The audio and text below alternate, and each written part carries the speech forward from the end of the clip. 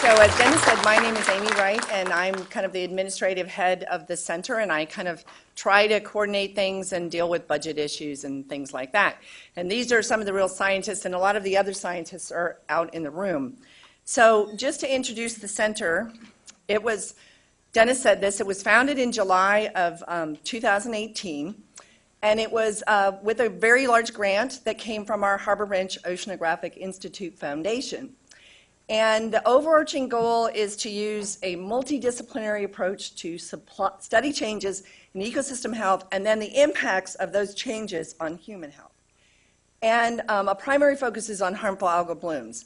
And really the origin of the whole center came about because Jim Sullivan was at that time not our executive director. He's going to come up here later. And we put together this very, very large proposal called for the NIH Oceans and Human Health Proposal. And when the foundation asked him about, it didn't get funded, but it was a great proposal. So when they asked about an idea for a proposal, Jim put that forward. And then that has led to this larger group that's been working for quite a while. So let's see. So there's a lot of people working in the center. There's about 45 different people, so it's a really large group of people. What you see on this part is about 25 of those people. It's hard to get all the people in one room at one time. So that's a subset of them that we took last week. And what you see over on the right-hand side are some of our graduate students that are part of the center. And what you see there is actually a picture that they took because they're having a fundraiser for, it's called the Love Your Lagoon event, and it's held by the Harbor Ranch Foundation as well. And what they do is fund, with all the proceeds from that, they fund the graduate students to do research in the Indian River Lagoon. And many of those students are working within the Florida Center, some with some funding from the center itself and some with this other funding from the foundation. So you can see they're actually very happy people. They're all in love, and look at that. Valentine's Day, all that. So this is that slide I'm going to use to kind of introduce what we call this integrated approach that's being used by the center. And what we're trying to do is bring together people, those 45 people, they have different skill sets. They're not all, phytoplankton ecologists or chemists or whatever. It's lots of different people with all different skills. And they're all coming together to try to address the oceans and human health issues. So objective one is led by two people, Malcolm McFarland, who's going to tell us about the program today, and Mingshun Zhang. And they are doing all the environmental data collection along with a number of other scientists, and I'm not going to list everybody. You can look at our website to see a list of everybody who's there. And they use all kinds of different tools that we'll hear about from Malcolm. Objective 2 is headed by Peter McCarthy, and they're using all kinds of different genomics tools to try to figure out what's in the environment and what is it doing in the environment. And it's complementary to traditional methods of microscopy and et cetera that are used. Objective 3 is trying to figure out how do the toxins that are being produced by harmful algal blooms move through the food web, and what is the exposure for humans potentially using that as a model system? And Matt Ajemian will tell us about that today. Objective 4 is looking at other toxins that might be in the system. So they're measuring toxicity and then whether there might be new compounds that we haven't recognized in the past that might be there. And that's headed by Dr. Esther Guzmán, and she's going to tell us about that program. And the health effects, Objective 5, is led by Adam Schaefer. And Adam can't be here today because they got a very large grant from the Department of Health, and he's up at a meeting with the CDC, or the Centers for Disease Control and Prevention, up in Orlando. And so there's no way he could get back to give the talk. So I'm going to give Adam's work, and hopefully I'll give it some justice when I present it. We'll see. The last objective is our outreach and engagement, and that's headed by Gabby Barbarite, who you may know. She runs she's in charge, I think, overall of the Ocean Discovery Visitor Center, and also helps with all of these kind of outreach events. And this is an outreach event, and they've spent a lot of time and energy working to bring this lecture and the reception afterwards to fruition. So some of the outcomes that we hope we'll get are action plans, new insights into how we might be able to deal with harmful algal blooms and coming out of the research that people are doing. We would like to see healthy ecosystems and that we can contribute towards that. We'd like to have healthy people living along the Indian River Lagoon and all around the coast of Florida. So not just, right now we're focusing on the IRL, but we have scientists who are also working over in other areas around the state, and we really want to expand out to that. And we hope that if you have all of that, you also have a healthy economy, which is an important thing to have. Without that, things are really tough. So with that, I think we go to the first slide, and I'm going to introduce Malcolm, who's going to come up and take over. And I'm going to go to my side chair. Thank you very much, Amy. So as Amy said, the focus of the center is on harmful algal blooms. So in case anyone doesn't know, harmful algal blooms are basically just high concentrations of microscopic algae in the water. These actually include a whole diverse array of different types of organisms. Some of them are pictured here on the right side. You can see what they look like under the microscope and what you might see out in the field. The map on the left sort of shows where all different types of these organisms are found throughout the lagoon. And this is just a few of the ones that we find out there. There are all different kinds. They include organisms that are classified as cyanobacteria, some organisms classified as diatoms, and others that are classified as dinoflagellates. You'll hear these terms come up in the later parts of the talk. So one of the first pieces of information that we need to know is who is out there. Which organisms are forming these algal blooms? So in order to answer that question, we're out a lot on the boat. We're collecting water samples, and we're also collecting environmental data. And the environmental data can help us understand why these things are growing where they are. So this little video here shows us on the boat doing our sample collection, and another image there of a rather intense algal bloom that we were sampling. This is actually how fast we move. We're very fast and efficient. Yeah. So we take those water samples back into the lab, and we analyze them with a variety of methods. First and foremost, we can just look at them directly under the microscope, and we can look and we can identify the different species that are there just by looking at the cells. And on the left here, you can see what we might see when we look under the microscope. There's a whole variety of organisms, some of which may be toxic or harmful algal species, and some of which may not be. Then we can use a device called a flow cytometer, and it will very efficiently and quickly count cells in a water sample for us. You can see our instrument up on the top there, and right underneath it is some of the data that it produces. It can count tens of thousands of cells in just a few seconds, so it's a very efficient method of analyzing these samples. And based on the size and the pigment characteristics of these cells, we can identify which ones are harmful algae, and we can get very accurate data on their concentrations in the water. And we can take that data, and then we can map our results sort of on the map you see on the right. So in this map, the large circles indicate high concentrations of a particular species, and we can see the species called Oreoumbra is very abundant in the northern part of the Indian River Lagoon, but we don't see it very much anywhere else. And the species Microcystis, different harmful algae that we can identify and count, we find primarily in the St. Lucie estuary. So in addition to the cell concentrations, we're also looking directly at the toxins that some of these organisms produce. Harmful algae can be harmful in different ways, and one of the most important ways is they can produce these toxins that are toxic to human and animal health. Three of the more common toxic organisms that we see are this Pyridinium bahamense, which is a dinoflagellate that you see on the left. It produces a toxin called saxitoxin, which is a paralytic.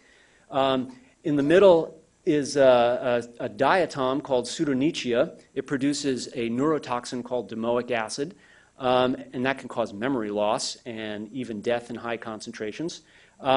Microcystis Aeruginosa is a cyanobacteria that produces a hepatotoxin called microcystin. And we can measure the toxins that these guys produce, and just like with our cell concentrations, we can map their distributions over the different parts of the lagoon. And what you're seeing on the right is concentrations of these different toxins in different parts of the lagoon. Down in the bottom right, you can see high concentrations, large circles. The large red circles indicate high concentrations of microcystin. And the blue circle, which is a little hard to see in the Banana River, is indicating high concentrations of saxitoxin. And then the green circles are showing sort of low concentrations of domoic acid pretty much throughout the lagoon. So we see different organisms and different toxins in different places. And another thing we're working on is we're using optical and satellite-based methods to determine the distributions of these algae throughout the lagoon. So what we're looking at here is basically the color of the water. All these organisms are photosynthetic. They have photosynthetic pigments, and they color the water different colors based on the different types of photosynthetic pigments that they have. And so we use in-water sensors deployed from boats to measure absorption spectra of the water. And we're also using satellites that are taking imagery frequently of the lagoon, and we can look at the color of the water in those satellite images to help us try and figure out where the algae are blooming and when they're there. And we can combine this in-water optical data and the satellite imagery to determine things like the amount of light that is reaching the bottom. And this is something that is really important for the growth of seagrass. So high concentrations of algae in the water can reduce the amount of light that is reaching the bottom, and that can really limit seagrass growth. And as we know, seagrass is a really important food source for manatees, so it's a really important component of the ecosystem. So some of I mentioned the environmental data that we're looking at. One of the most important environmental parameters that we need to understand with respect to harmful algal blooms is nutrient concentrations. So these organisms are photosynthetic, just like land plants. They need fertilizer, things like nitrogen and phosphorus. And the sources and the concentrations of these chemicals in the water really vary a lot by season and by location. And they come from a variety of sources, including wastewater runoff, septic systems, fertilizer usage, and even unhealthy sediments can release nutrients back into the water. So working in conjunction with Brian LaPointe and Rachel Bruton, who are part of this project, we've been measuring nitrogen concentrations, for example, which you're seeing on the left, and we can see there's a pretty big variation throughout the lagoon. These are organized basically from south to north, and we can see some of the highest concentrations of nitrogen and other nutrients correspond to where we find some of the most intense algal blooms in the lagoon. And then we can also look at ratios of these different nutrients, and those can also impact the types of algae that we might be seeing in the water and whether or not certain species of algae will become successful. We can also look more closely at these nitrogen compounds, and we can look at their isotopes to help determine where they're coming from. So the nitrogen isotopes can indicate whether the nitrogen source is coming from something like wastewater runoff or something like fertilizer usage. And so we've been doing this throughout the lagoon as well. And what we're finding is that a lot of these have high nitrogen isotope values, which is really indicative of sewage or wastewater runoff. Things like septic systems, things like water treatment facilities seem to be providing the nitrogen into the lagoon that is fueling these blooms. So we're taking this biological and environmental data and we are combining it into numerical models. This is work that's being done by Mingshun Zhang, who's part of the project, and this very complicated diagram here, which I don't expect anyone to fully understand, is just sort of a representation of how all these different factors can come together. And if we can get all these bits and pieces of the puzzle to work together in a model, then we have a better understanding of what's driving blooms in the system. And we can also simply look at statistical models that are associating the toxins that we're seeing produced by algae with different environmental parameters. So for example, with microcystin, we're seeing higher microcystin concentrations associated with freshwater runoff and low salinity, and also with nitrate. Saxitoxin concentrations, on the other hand, seem to be more correlated with high phosphate and higher temperatures. So these different blooms with different organisms and different toxins sort of have different factors that lead to their development. So that's objective one in a nutshell, and now I will hand over the microphone to Peter McCarthy.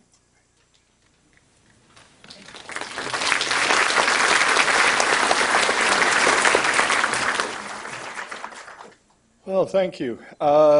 We are the genomics group. We're looking at DNA in the water, and the reason we do that is to be able to look at all the different microbes which are associated with just regular lagoon water and also bloom events.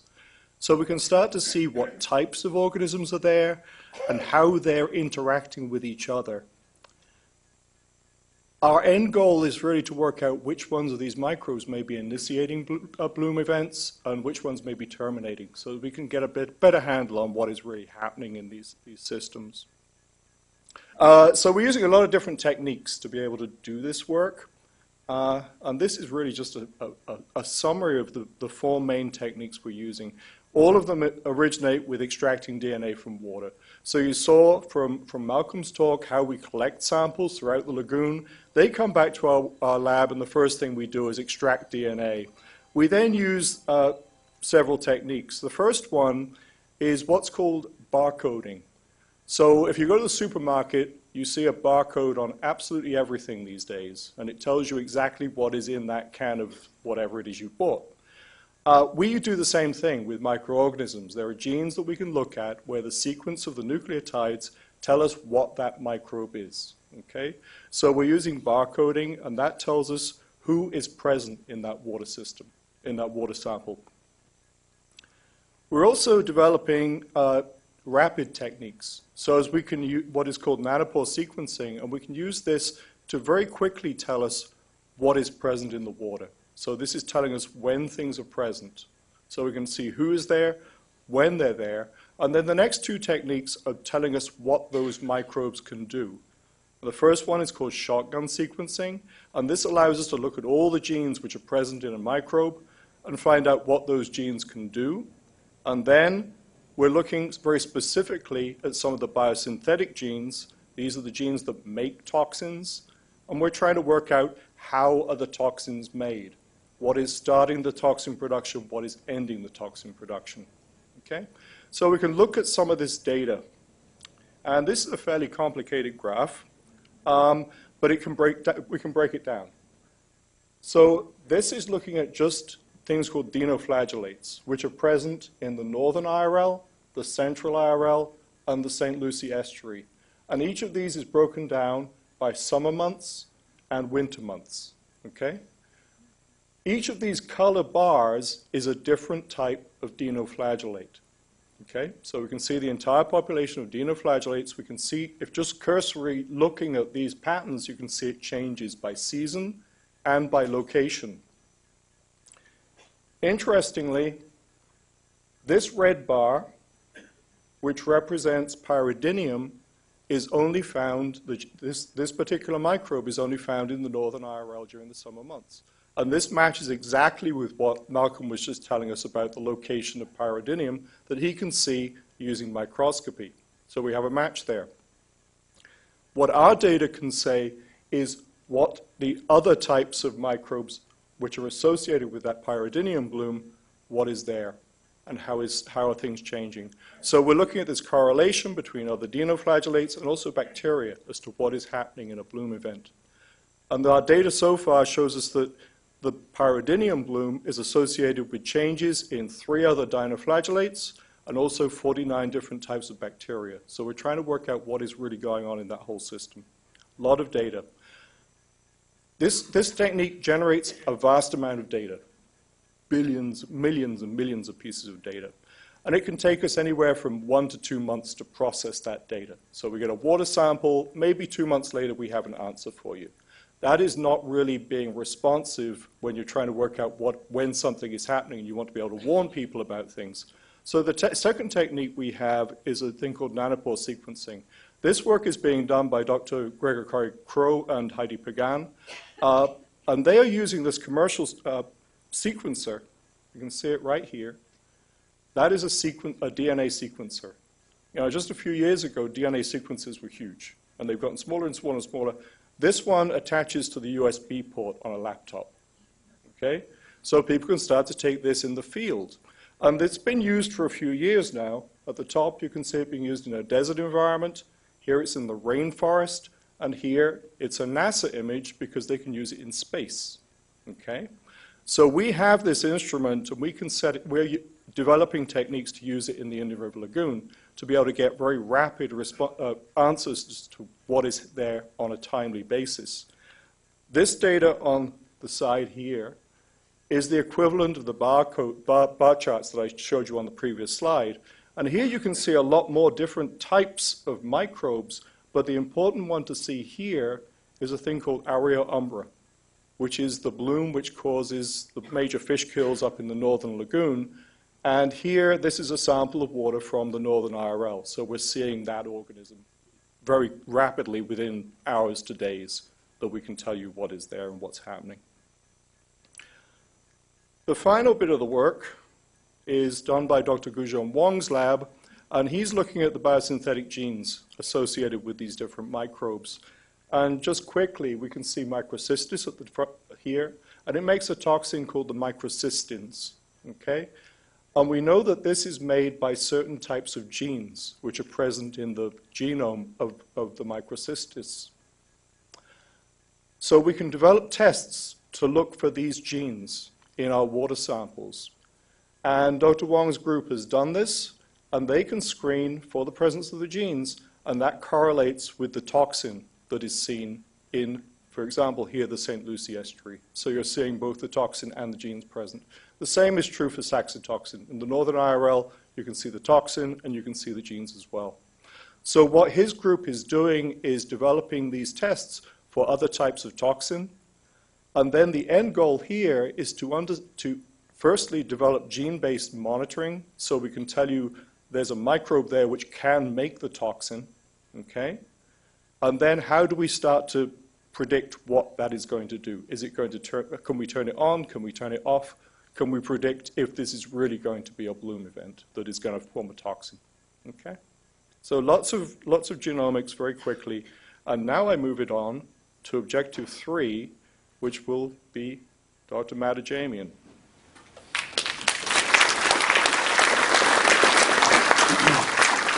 Well, thanks, Peter. A big question with all of these harmful algal blooms is how are they working themselves up the food web, and what kind of animals are being affected? And there's very little information on this, unfortunately, and people ask us about it all the time, and there's really just not a lot of ongoing monitoring of these types of things. And despite knowing maybe a little bit about how these animals live, we don't know exactly which of these toxins are getting into their systems. So we asked a couple of basic questions, which were looking at a couple of marine sentinel species, and I'll explain why they're sentinels for us in a minute, and what are the toxin concentrations that are there, what are the animals actually taking up into their tissues, and then is it through potentially their feeding on other organisms in the food web of the Indian River Lagoon, or is it just through swimming around through these systems that have these harmful algae and cyanobacteria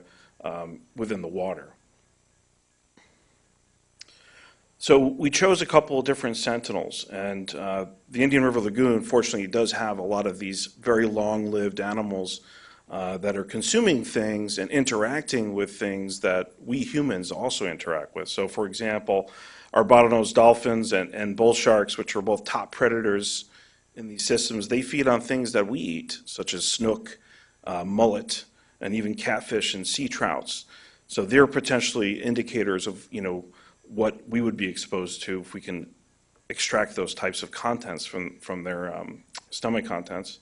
And other things like rays and sea turtles, these are types of sentinels that interact with the sediments of the lagoon more often as they're feeding on whether it's seagrass or rays that are feeding and trying to excavate clams and conchs and things that we like to eat as well. So we kind of set the stage looking at a couple of these species. We're not looking at dolphins in this particular study. There's another ongoing project with that. But I'm going to provide some information to you and show you what toxins these animals are actually picking up. And these are all toxins produced by the cyanobacteria and phytoplankton that Malcolm and Peter were telling you about earlier. So how do we do this? Because there's not an established monitoring program for these types of things. Well, we go out into the field and collect the animals. And on the left there, that's Dr. Amy Page Karjan, who's involved with this project. She's collecting a blood sample there from a green sea turtle just outside of Fort Pierce here. And then in the middle on the right, we've got blood samples being taken from juvenile bull sharks, which spend about up to their first 3 years in the lagoon. And the other thing we're doing while we're collecting these animals, because this opportunity is so unique, is taking all sorts of measurements on the animals, assessing health and condition as well, because those things can obviously be affected by whether or not the animals have toxins. And we're releasing a small little juvenile spotted eagle ray there on the bottom. So we really had to go out and span the continuum of the Indian River Lagoon system to get some information on how these animals are experiencing these toxins, at what levels, and where and when. So what do we do with all this tissue gathering that we do? Well, we send it to UConn and let them deal with it. And actually, they're a very renowned lab in terms of environmental analysis. They have this very fancy machine there that I imagine is run by a minion of elves and things like that. But this is a ultra-performance liquid chromatograph and tandem mass spectrometer. Basically, what that does is it allows us to send them our samples, and they basically are able to spit out a mass spectrum analysis there telling us what chemicals are in those animals. So when they do that, they're able to give us concentrations of those toxins that we're looking for, and they basically have a established method to analyze several dozen toxins at one time. So we send them one tissue, and they give us a whole bunch of different readouts for different toxin species. So what are we seeing? Well, what came back were about 8 total toxins. What I'm showing you on the top here, above the blue line, these are all toxins produced by cyanobacteria. And then down here, these are all toxins produced by phytoplankton. So you can see on the map here, we tested this in both blood and in the stomach contents of these animals. You can see quite an array and a diversity of toxins that these animals are experiencing in both the blood and the stomach contents. And the other thing to point out here is, so each of these little circles is a different animal or individual. And sometimes the animals have multiple toxins in their tissues at the same time. So it's another thing to point out is some of these animals, as they're swimming around and feeding on different organisms in the lagoon, they're being exposed to multiple things at once. So you can see quite some differences here between both of depending on the tissue type, but we'll get to that in just a second here. One thing I want to bring to your attention is that it's not that every single animal is taking up these toxins. In fact, less than half of the animals actually had toxins in their tissues. So we don't want to scare anybody away and think every single animal that's out there is being exposed, because that wouldn't be a true reflection of what we're seeing. So you can see here again by the 2 tissue types, we've got obviously different levels of animals that are testing positive, which are colored here, versus animals that are testing negative, which are in white here. So less than half.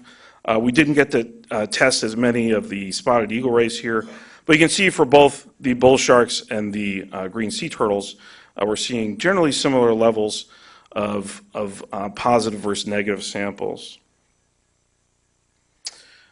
So what do these concentrations actually look like in those tissues? Because the previous slide is just showing you whether they're there or if they're not there. And what you see here is concentrations in the blood on the left and then in the stomach contents on the right. So what should immediately pop out to you is that the concentrations in the stomach contents are dramatically higher. And in some cases, we're seeing toxin levels that are about 30 times higher.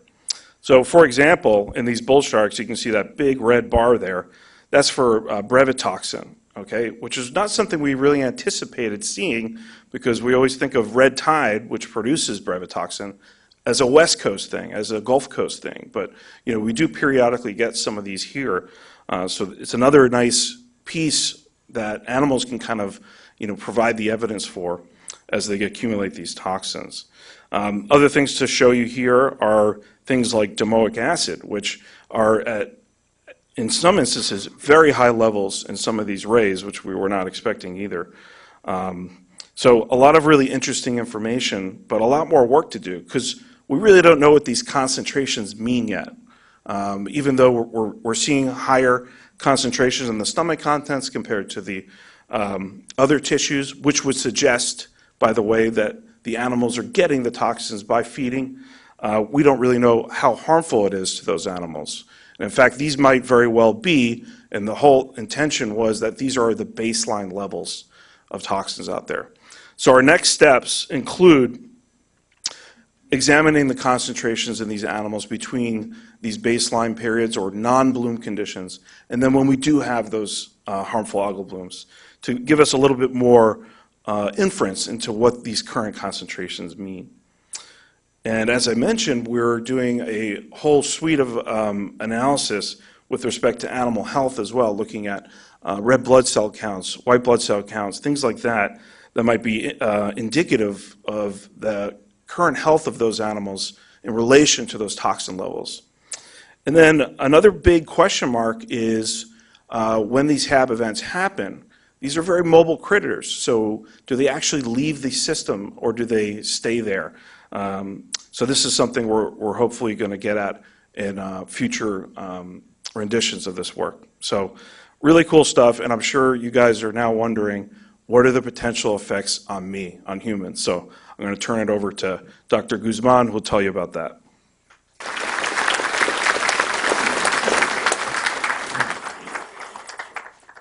He stole my starting line. So we've been hearing about detecting these levels in the environment and in animals, but what does that mean to us who live near the river?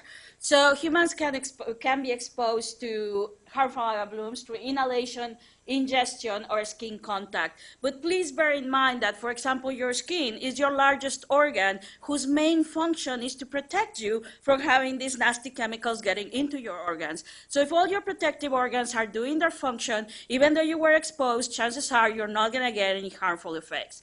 Even if these toxins get inside of you, though, they have to be at concentrations higher than what we call the maximum tolerated doses before you start seeing effects.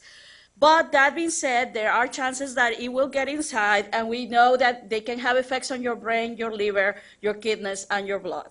So what we're doing as part of this objective is we are testing the environmental samples that we get. Our natural products chemistry group isolates the organic samples that are present on those water samples. They send them to my group. It's where we test for cell toxicity and determine whether it's toxic or non-toxic. The chemists also do liquid chromatography and mass spectrometry analysis. It's not done by elves. So we determine whether it's a known toxin, an emergent toxin, or a beneficial compound can be in those water samples. Some of the cell lines that we're using human cell lines most of the time. So we use this HepG2, which is a liver cancer cell line, and it allows us to determine if there are liver toxins present. We use the Vero kidney cell line, which comes from an African monkey, and no, it doesn't have anything to do with Vero Beach. They just chose that name. I don't know why. But these are general cytotoxins. We have a neuroblastoma that helps us identify neurotoxins. We have a special transformed cell line called the Corning transporter cells. They contain a protein called organic anion transporters, and those are essentials for microcystin to exert their function. So those allow us to detect microcystins in the sample. We also have red blood cells to detect those toxins that cause blood lysing or hemagglutination, which is kind of meshing of the blood cells. We use a phosphatase assay because microcystins and oxalic acid are known to inhibit with that enzyme. And so these are examples of results that we get. So you can see here a list of different toxins that we use as controls in our assays. You can see these different doses that I have here. That comes from something that we call the IC50, which is the concentration required to see 50% toxicity. And so that's at the concentrations that we're testing these controls. In some cases, you see nanomolar, that means nanograms per milliliter. In some cases, you're seeing micromolar, which is micrograms per milliliter. But where I really want to call your attention is to this graph, where you can see that once we put them through our different cell panels, we can see patterns emerge. So this is what cylindrospermocin looks like, where we have very little neurotoxicity. The anatoxin, we believe the compound was not good. Ocadic acid has a different pattern from cylindrospermocin. The microcystins, this is good news for us, only had activity in those special cell lines. So that translates that in order for us to see effects from microcystins, you will have to get them inside of you. And in some cases, you will have to drink something like 19 liters of water in order for you to see those effects. So I think we don't have too much to worry. And the brevetoxin only had effects on the neuroblastoma. So we assay our environmental samples, and we got something that looks like this. And I know it's really busy, but what I want to call your attention is, for example, here, you can see that the pattern of microcystins is present here during the wet season, but it is completely gone during the dry season. We were more worried about this sample from Jensen Beach, where we saw broad spectrum cytotoxicity. So we saw cytotoxicity that didn't match any of the non-toxins that we use as controls, and that is present even during the dry season. It actually is more widespread. In this graph, I'm only showing you so that you can see that there's a lot less cytotoxicity in the northern Indian River Lagoon sites. And if we summarize this data using the sites that we use to test, you can see these little green squares. That's where we saw hemagglutination, and we only saw it during the fall. And we know that plants make compounds that cause this, so it could be just leaves falling into the river, so we're not really concerned about where we saw those. The orange are where we saw microcystin. Again, it's only present during the wet season. It is not present at all during the dry season. Jensen Beach had that combination of cytotoxicity that is either a combination of toxins or an emerging toxin, and that is present still during the dry season. And we see a little bit of that in the Fort Pierce Inlet. We saw a little bit of brevetoxin in the Linkport Canal, some cylindrospermocin, and these are either emergent toxins or toxins that have a completely different pattern than what we expected or the ones that are known. Again, we saw a lot less toxicity in the northern Indian River Lagoon. The green, again, same pattern, only in the fall. We believe that this is caused by hemagglutination caused by plant leaves. But this light blue and this purple cannot reflect either emergent toxins that we haven't yet identified or different toxins than those that we tested for. So this is some of the data that we're trying to do. And one of the ways that we're trying to identify the toxins is by using mass spec. So our chemists do mass spectrometry to try to determine what is present. And so if you follow here, we have 6 samples that were collected at the same site. 3 of them, the one in dark blue, in green, and in red, were collected during a pyridinium blue in August 2019. And they show cytotoxicity. The light blue, the pink, and the yellow, they were collected at the same site about 2 months later, and we didn't see cytotoxicity. And I hope if you see that close-up, that you can see that those that were toxic have these same peaks. And so that suggests that this could be the compounds that are responsible or associated with the cytotoxicity. And our chemistry group is trying to determine what those are. And with that, I leave it to Amy, who's going to tell you more about health effects from Adam.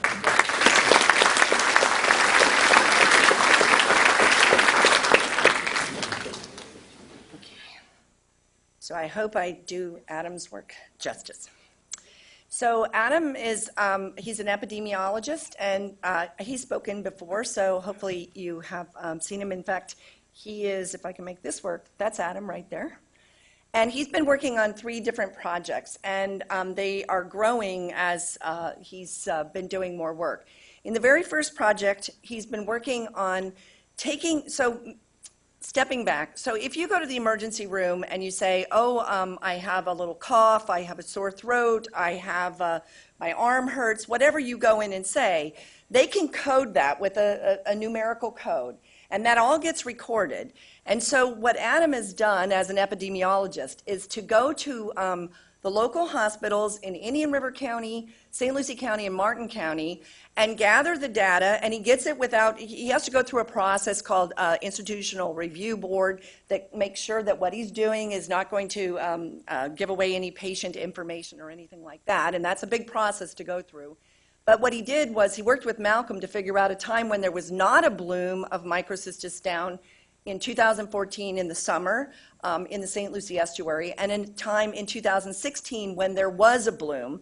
And then he got all these records, and there's over 2 million different admissions at those hospitals. They're all in the coastal area.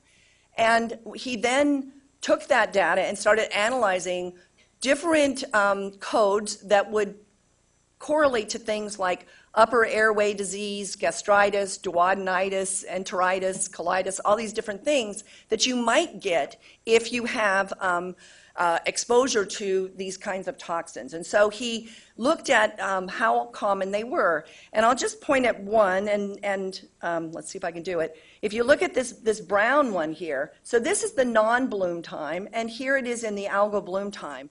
And that's upper airway disease or things that correlate with that.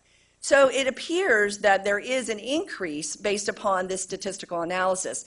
And what Adam tells me is that when you look at all the admissions, this is actually a small subset, but there does appear to be a statistical correlation that you have more of that when there is one of these microcystis blooms in the St. Lucie estuary that from the hospital admission data. So the next project that he's worked on was actually, we couldn't really get it in under the center last summer when the giant bloom was happening in the St. Lucie estuary because he had to go through the Institutional Review Board and get that all approved. And that took a while. But in this project, what they did was, and they got, Jim and Adam went out and got funding from the FAU Foundation Jumpstart program, which funded them able to go down and do collection of samples. So they worked with the nurses from our nursing school at FAU. We have an amazing nursing program. And they went down, and there were a lot of people. How many people know that we had that terrible bloom last summer? Raise your hand. Yeah, okay. So a lot of people were extremely concerned, and they volunteered to have samples taken. So some of the people had just a nasal swab taken, so they put a little thing up your nose, and then they analyzed that. And Malcolm helped analyze that data with using an ELISA assay. And then other people gave urine samples and blood samples, and not everybody gave everything, but they ended up with a number of different people who gave everything. And then Adam is working with the Centers for Disease Control and Prevention in Atlanta, and they developed an amazing, I read their paper, and it's now published. They developed this amazing assay where first you take an antibody, which is something that can recognize a molecule like microcystin, and it's what's used in the ELISA assay. And they capture it out of the urine, and this is the urine analysis that they did. And they capture it out, and then they release it. And when they release it, they then use a secondary assay, which is a phosphatase assay, which is very specific to the function of the microcystins. They're phosphatase inhibitors. That's how they kill cells. So it's really an exquisite assay. I'm just really impressed with this.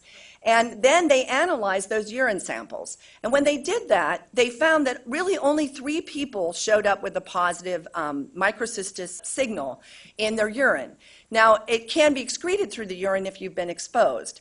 In the nasal swab data, I don't have the actual numbers on that. That's still being in peer review for the paper. It's been submitted, but it's in peer review.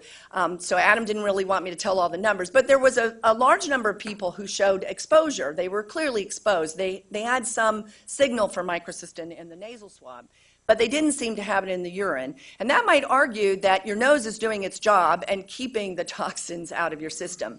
But what we still need to see is the blood analysis, and that's what they're currently developing, is that assay to look and see is microcystin in the blood. And then this whole study has now been published in this paper. It's open access. That means anybody can go to the internet and you can look it up and you can read it. It's rather detailed scientific stuff, but you know, if you like that kind of thing, some of those people in the audience might want to read it. But it's been published, so it's been through peer review, and so we're really confident of this work. It's led to a much larger study. So this year, the year 2 of funding, we've expanded into a larger cohort, and they're actually taking more blood samples, and they're looking at things like liver function and things like that. And of course, it's dissociated from who the person is, so that there's all the privacy issues are taken care of. But now there's a very large new grant through the Florida Department of Health. They're taking this very seriously. I think that's fantastic. About $250,000 or $250,000 is coming to the team that Adam's working with. And that also has Florida Gulf Coast University and the College of Nursing down in Boca. And they're expanding, they're doing environmental sampling, and they're doing more surveys and more cohort. They're going from Stewart and Okeechobee and then over to Fort Myers, because we know that when they dump the microcystis out, it goes both ways.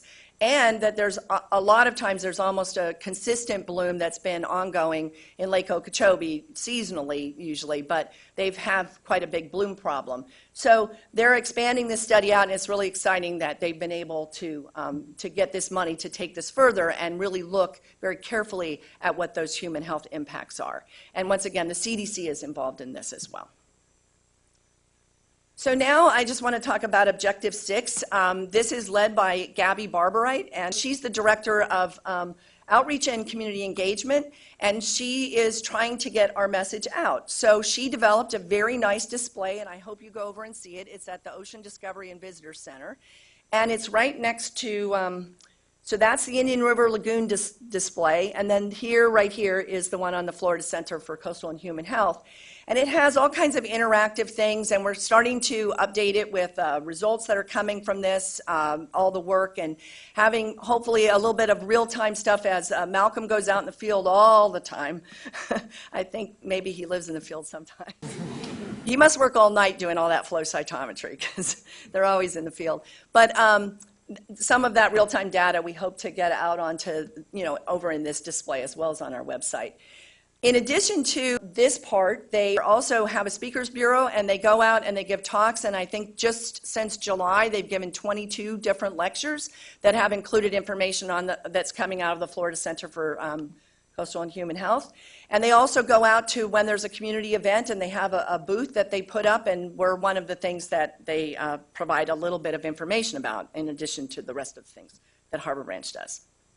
So one of the things that scientists really like, of course, is that we get our work published. That means that we've submitted it to peer review. Other people have looked at it, and they have said our methods are valid, our results are valid, and then we get to go ahead and publish the work. And so I'm really quite proud that there are actually 2 papers already, because really the first year took a little while to get off the ground, but there are 2 papers that are published.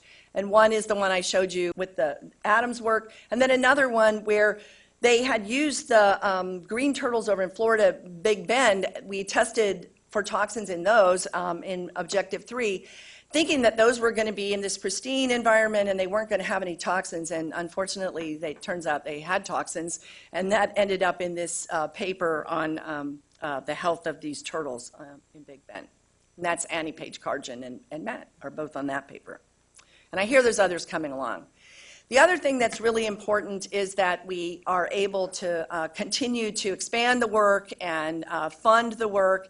And so I think it's really impressive that the group as a whole has brought in about $2.5 million more from other agencies.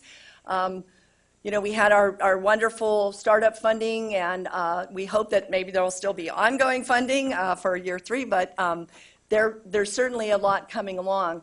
And so there are some new projects with NASA that Ming-Shun Zhang is the head of, that are looking at Lake Okeechobee and the Southern Estuary, I think, or maybe it's just Southern Estuary. Southern Estuary? But, East and West, they're doing both. To look at that for harmful algal blooms. There's 2 that have to do with satellites and remote sensing and adapting those, and Mike Twardowski is the PI. One's from NASA and one from ONR, Office of Naval Research. There's another donation to now look at turtles in the Florida Keys, and that's Annie Page-Cargin. And then the one I already mentioned that Adam has. So there's more and more coming along, and the people are out there applying for lots of grants. So this way. So really, there's lots of people to mention and to thank for what's happening. I think, our founding funder, that's what we have on our website, is the Harbor Branch Oceanographic Institute Foundation. And without their, support, none of this, well, things would still have been going on because people were working in this field at Harbor Branch. But it really allowed this whole program to kind of jumpstart. And also, I think, to allow the people to start to really integrate information. And we have a monthly meeting, and at that meeting, we try to, one person will ask, well, what about this? And then somebody else will go, well, we're seeing this, and we're seeing that. And they're using different methods. And I think it really brings different perspectives to a problem when you have lots of different people from different disciplines working together. So we're really appreciative of that funding that jump-started us out into this. And then we've had other groups, NASA, the National Estuary Program, City of Port St. Lucie, Martin County, Office of Naval Research, Force Blue, and the Springboard Program at FAU. Jim Sullivan is really, out there. He's on all of these boards for harmful algal blooms, and he's working with the community, and he's bringing new partners and hopefully new insights and new people that we can work with and collaborate to even expand from the people that we have. And that's really important because, we have a team here at Harbor Branch, but there's many other scientists working in the state on harmful algal blooms and also coastal ecosystem health and how it impacts human health.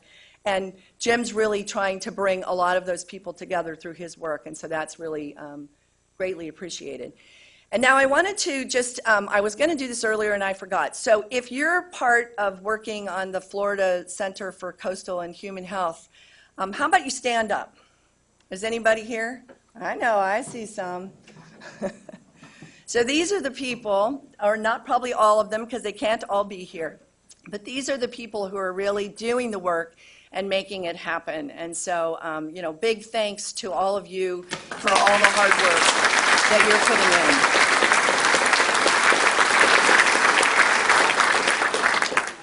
And so now what we wanted to do, and why we have everybody sitting up here, is we're going to have a period for questions. We ran a little longer than we thought, so we won't make you go too much. And Jim's going to join us because he can answer all kinds of questions too. And I'm going to just kind of coordinate it. So does anyone have a question? This is for Dr. McCarthy. How long of a DNA strand do you need to get a positive identification on various organisms? Oh, it's on. We're looking at anywhere from 200 to 300 base pairs to be able to get that information. The work that Dr. Wong's doing is about that sort of range. 700, so about that sort of size. Okay. Other questions? Oh, right here. Yeah, I live in Stewart in Martin County, so I'm glad to see you're partnering with them. And I'm glad to see you're partnering with the South Florida Water Management Board because they're all new people this year. But do you give your results to the U.S. Army Corps? Because they're the ones that do the discharge. Who wants to answer that one?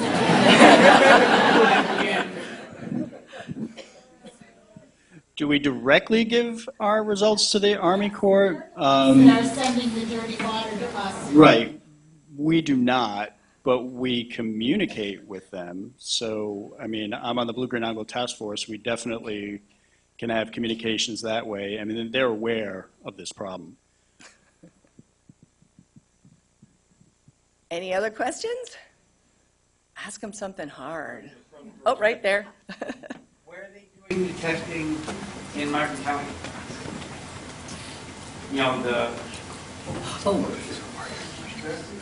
So we're collecting water samples from the estuary, both in the North Fork and the South Fork, and sort of in the middle estuary area, all the way up to the lock.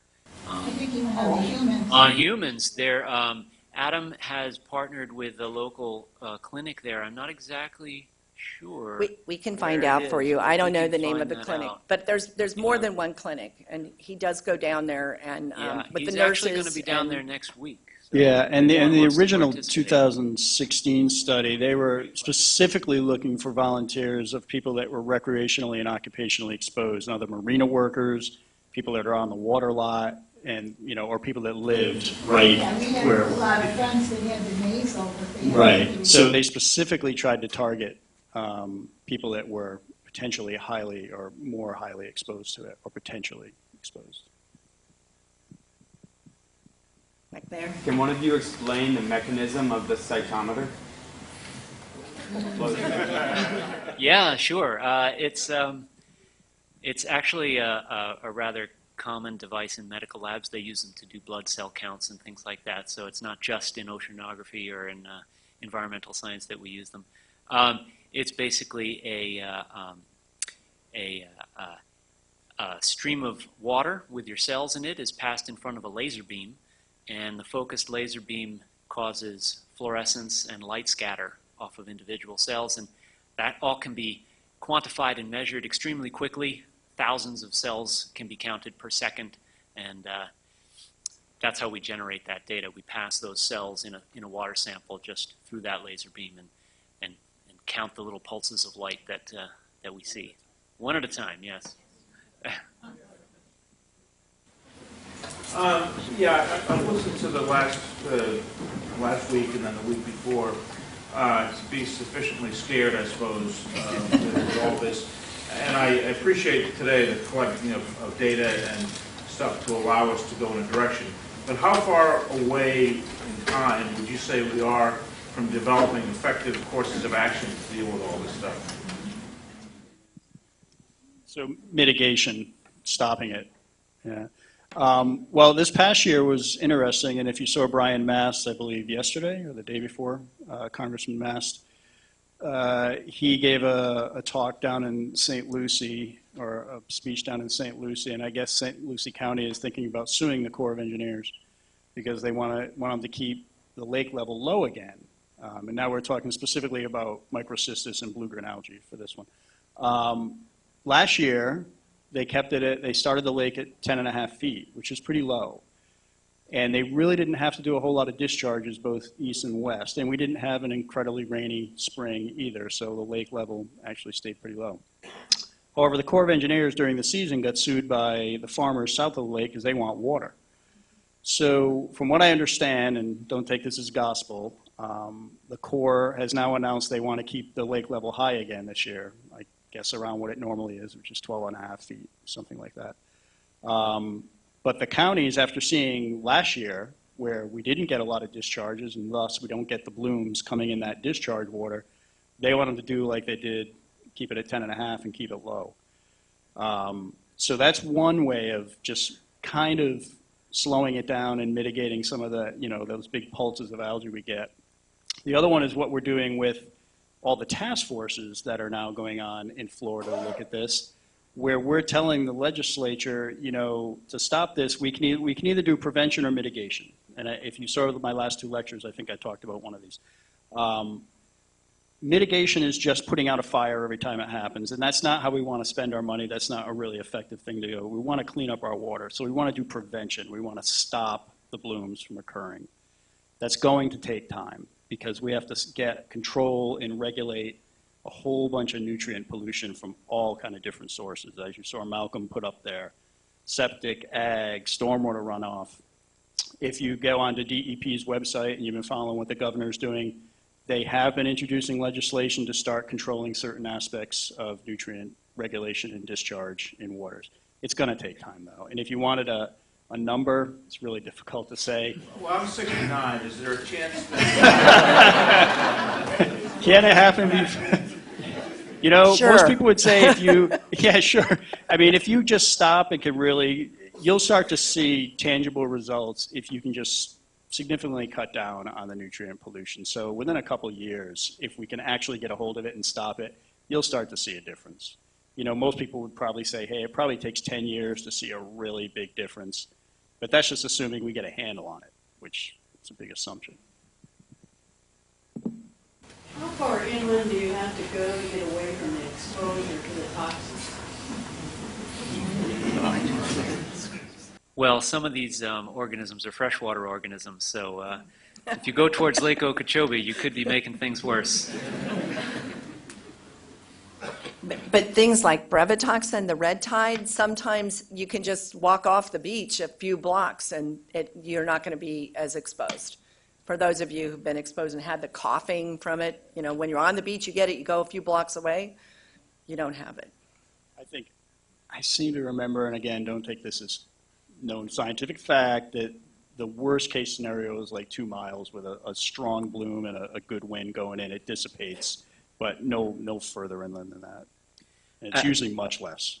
As part of the Department of Health study that has recently been funded with Adam, we're actually using air samplers and looking to figure out questions like that, like how far do these compounds travel in the air, and how far away do you have to be to limit your exposure?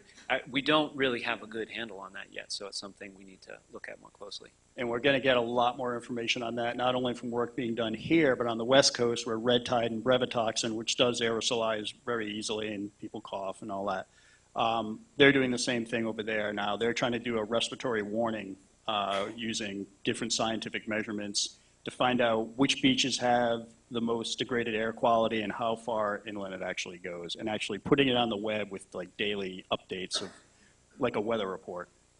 So we'll get that information soon enough. Not only how far inland, but is there any research on cumulative 1 year to the next, whether it stays in your system? This is, and I think Esther made this comment, there's two things. There's acute and chronic effects. So acute effects, to get like you're going to get an LD50 effect or it's going to kill you or do something to you as a massive acute effect, yeah, you've got to get a large dose of toxin and you've got to get it at once. What we don't really know is what long-term chronic exposure actually does to people. So it could be sublethal, it's not going to kill you, but you're exposed to it year after year. Like many chemicals out there, lead, arsenic, things. I mean, I don't know, you pick your thing of choice. There could be potential effects. There might not be. I'm not going to tell you there is. But until we start doing these studies, and Adam is actually, they're just starting to do that right now, it's hard for us to answer that question. But there could be chronic effects, and that's what we want to know so we can answer that exact question. Dr. Guzmán had a slide that indicated there was something bad in the water down at Fort Pierce Inlet. But that water is so different depending upon whether the tide's coming in or out. Do you happen to know whether you were testing the incoming or the outflowing water? Well, I was going to say, he probably has the answer as to whether it was incoming or outcoming. And it was very weird to see it in the Fort Pierce because normally we have such good water exchange. That tends to be the healthiest water. So I think that was, and it's something to kind of bear in mind with all these samples that we're collecting. It could have been that there was just a little fiber of something in that particular sample that was not present in other samples. And so when we're talking about a super large body of water, just because we chose to sample at this site, it doesn't mean that this is widespread and it's what we find absolutely everywhere. So I didn't quite answer your question, but I hope that it did answer what you were after. Yeah, just to quickly follow up on that, it's an important point because there's a lot of variability in the environment, and just because we find something one place one time doesn't mean it's always there. Especially that Fort Pierce area can be very dynamic because you've got the inlet, but you've also got things like Taylor Creek, and so it's an important thing to consider when you're looking at this data. Do you sample at the same spot all the time?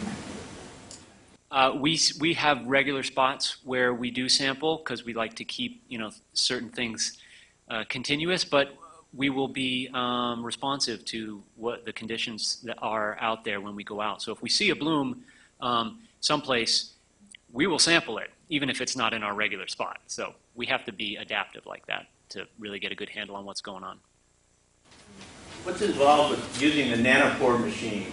How hard, do you just take a sample of river water and throw it in, or do you have to centrifuge it, or filter it, or blah, blah, blah? I am going to admit that I do not know the answer to that. But the person who operates it is sitting right over there. Did you want to try to answer that?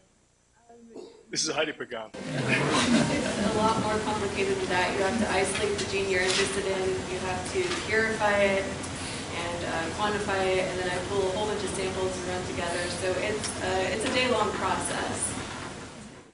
So the answer was you have to extract it, you have to do some purification, you have to lump some samples together, and that takes about a day. So for her to get beginning to end.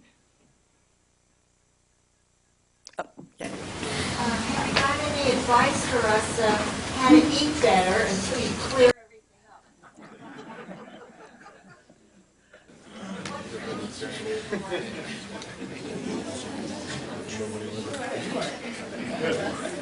Well, the main way that people usually get exposed to these toxins is through consuming shellfish. And so things like clams and oysters are certainly a problem during a bloom. Other sources, you're much less likely to be have those high levels of exposure that'll give you acute toxic effects. The one thing you've got to remember, and what makes shellfish different from other forms of fish, is generally with shellfish, you eat the whole thing. So you have an oyster, what are you going to do? You're going to eat its stomach, all its contents.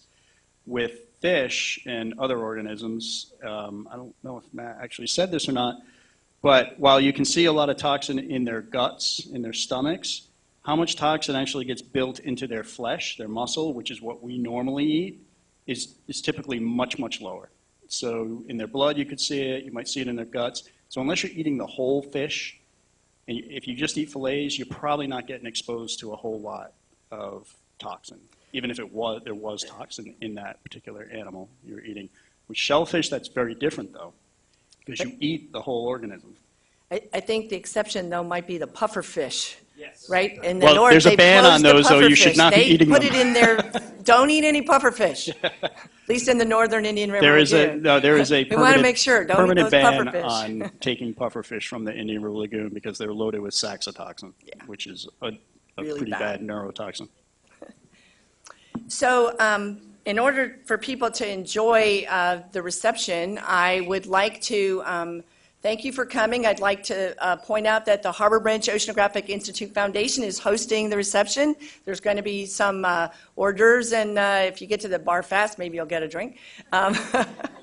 Anyways, and you can talk to some of the scientists. All these people who stood up are hopefully going to also come, and you can talk to them about what they're doing. And I want to thank all of the team and the speakers and you for coming.